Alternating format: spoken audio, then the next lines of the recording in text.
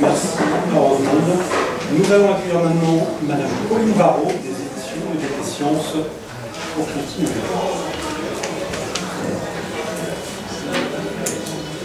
Bonjour, merci de m'avoir convié à cette table ronde qui est un petit peu carrée et mais pas à la bonne heure, mais ça s'adapte. J'ai rejoint les éditions EDP Sciences il y a quelques mois au poste de responsable commercial pour le papier et pour le numérique. Vous avez tous très faim et je ne vais pas vous embêter avec la longue histoire des éditions EDP Sciences. En quelques mots simplement, c'est une maison d'édition qui a une longue histoire parce qu'elle a été créée en 1920 par notamment plusieurs prix Nobel dont Marie Curie. À l'origine, c'est une maison d'édition qui est spécialisée en physique, puis qui s'est élargie vers l'astrophysique et qui depuis une trentaine d'années s'occupe de publications dans différents domaines scientifiques, toujours en sciences exactes, et qui aujourd'hui a un très joli catalogue en chimie, notamment en énergie, en environnement, en santé et différents domaines. Nous sommes une maison d'édition qui appartient à plusieurs sociétés savantes. Donc vous pouvez voir notamment la Société française de chimie, d'optique, qui explique donc pourquoi nous avons élargi les différents domaines de notre catalogue. À l'origine, nous sommes un éditeur de revues. Nous publions 55 revues en français et en anglais. Donc, nous travaillons beaucoup avec les bibliothèques en France, mais aussi énormément à l'étranger. Parmi les revues que nous publions, vous trouvez Astronomy and Astrophysics et Radioprotection, par exemple. Je vais aller très rapidement puisque soit vous nous connaissez, soit je vous invite à venir nous rencontrer sur notre stand juste à côté dans quelques minutes. Aujourd'hui, nous publions 70 livres par an, donc on a vraiment augmenté le nombre de publications. Je vous présente là rapidement les collections phares de notre catalogue. La collection Grenoble Sciences que vous connaissez peut-être, qui est une collection qui couvre différents domaines scientifiques, et ce sont des ouvrages qui sont sélectionnés notamment pour leur vertu pédagogique. Et ce sont des ouvrages de référence à partir du niveau master généralement. La collection Savoir Actuel, là en coédition avec le CNRS. Pour toutes les autres collections, vous trouverez quelques spécimens si vous ne les connaissez pas sur notre stand. Je vais surtout parler maintenant de notre politique numérique, puisque c'est aujourd'hui ce qui nous intéresse particulièrement. Alors, je n'étais pas là, mais j'imagine que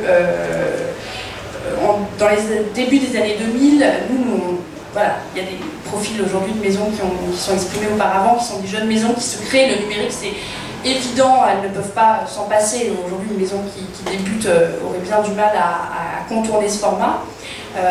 Début des années 2000, donc on est une maison d'édition qui existe depuis près d'un siècle. On a un catalogue de près de 600 titres.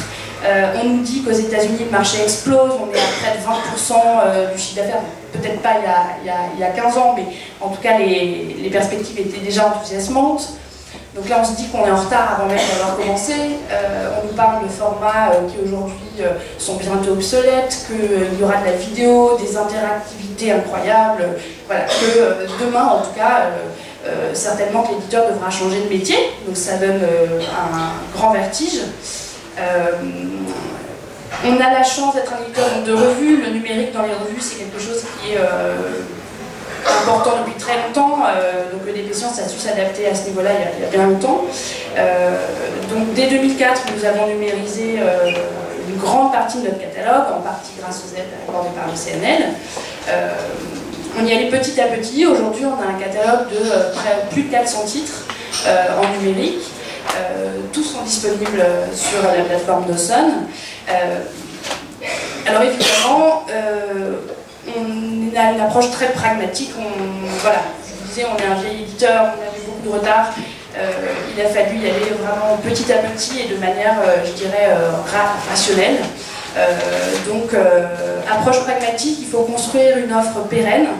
Il faut construire une offre qui soit accessible. C'est la raison pour laquelle nous nous sommes aujourd'hui concentrés sur les versions homothétiques de nos ouvrages. Donc, nos livres numériques sont la reproduction exacte de nos livres papier. Nous avons choisi un format standard qui est le PDF. Aujourd'hui, donc, tous nos titres sont, je parlais d'accessibilité, ce format a beau être peut-être un peu tristounet par rapport à tout ce qu'on nous annonce bientôt en termes d'interactivité et autres.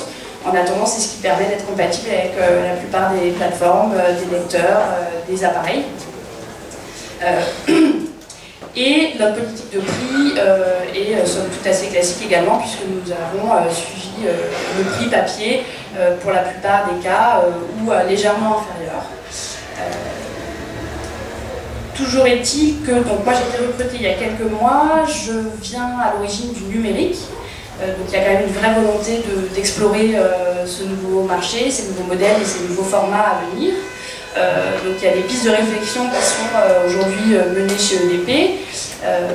On pense évidemment à mettre tous nos titres au format EPUB pour notamment permettre à vos lecteurs de lire nos titres de manière un peu plus agréable sur leur support privilégié. On s'oriente peut-être vers la vente au chapitre.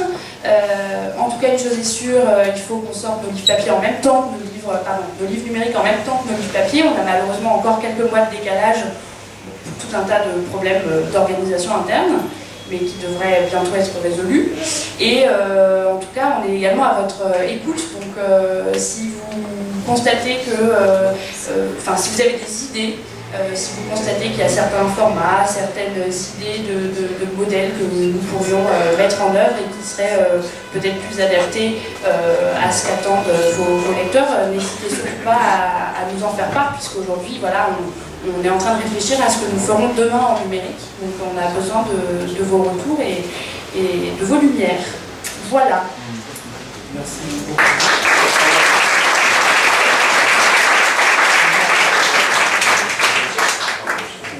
EDP Sciences et Pearson, que je vais accueillir, sont historiquement présents chez nous depuis très longtemps, depuis